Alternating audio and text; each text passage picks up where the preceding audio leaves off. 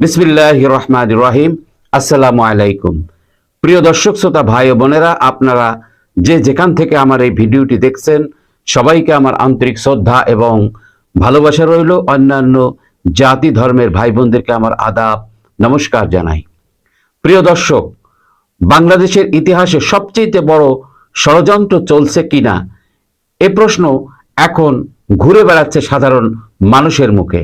একটি প্রশ্ন, শেখ হাসিনার মতো জনপ্রিয় ও সফল নেত্রীকে কেন হঠাৎ করে সরিয়ে দিতে চায় একটি গোষ্ঠী? আজকের আলোচনা, কারা চায় শেখ হাসিনাকে সরাতে, কেন এই ষড়যন্ত্র, এবং ইতিহাস কি আবার 1975-এর মতো কিছু দেখছে? 1971 থেকে বর্তমান স্বাধীনতা বিরোধীদের ইতিহাস। 1971 সালে যারা স্বাধীনতা চায়নি তারাই আজ রাষ্ট্র ক্ষমতার আশেপাশে। পাকিস্তানি ভাবধারার সমর্থক গোষ্ঠী, জেনারেলদের মদতপুষ্ট রাজনৈতিক দল, ধর্মীয় মৌলবাদী গোষ্ঠী, এরা মুক্তিযুদ্ধের চেতনাকে বরাবরই ভয় পায়। তাদের সবচেয়ে বড় প্রতিপক্ষ হলো শেখ হাসিনা, বঙ্গবন্ধুর কন্যা, স্বাধীনতা ও উন্নয়নের প্রতীক। শেখ হাসিনার উন্নয়ন এক প্রতিকূল শক্তির চোখে বেঁধে যাওয়া।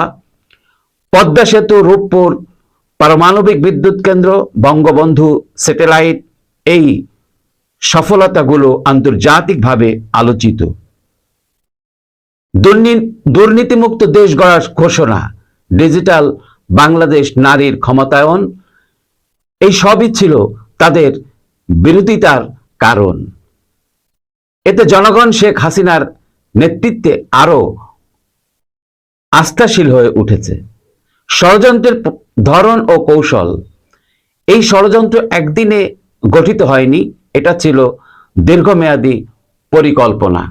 ভুয়া তথ্য ছড়ানো, আন্তর্জাতিক লবিং, শিক্ষার্থীদের মাধ্যমে অস্থিরতা সৃষ্টি, মিডিয়া ও সোশ্যাল মিডিয়া দিয়ে চরিত্র হনন, নতুন নেতৃত্ব এর নামে বিভ্রান্তি সৃষ্টি।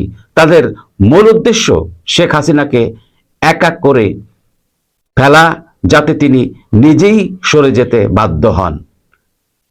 2024-25 পরিস্থিতি, চূড়ান্ত চাপ ও সরে যাওয়া, নির্বাচন নিয়ে বিদেশি চাপ, দেশীয়ভাবে আন্দোলনের নামে সহিংসতা, প্রশাসনকে বিভ্রান্ত করা, এমন এক চিত্র সৃষ্টি করা যেন শেখ হাসিনা ব্যর্থ। এই সমস্ত চাপে তাকে মর্যাদার সাথে বিদায় নিতে বলা হচ্ছে।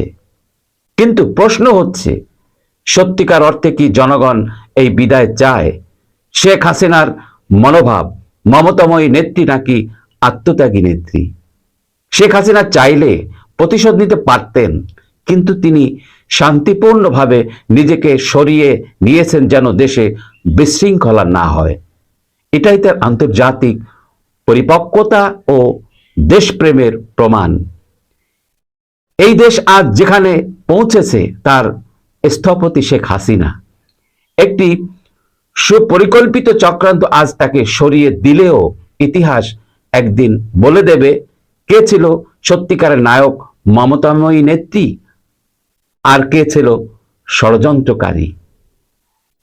প্রিয় দর্শক, আপনার মতামত কি? কমেন্ট করুন, ভিডিওটি শেয়ার করুন এবং চ্যানেলটি সাবস্ক্রাইব করুন।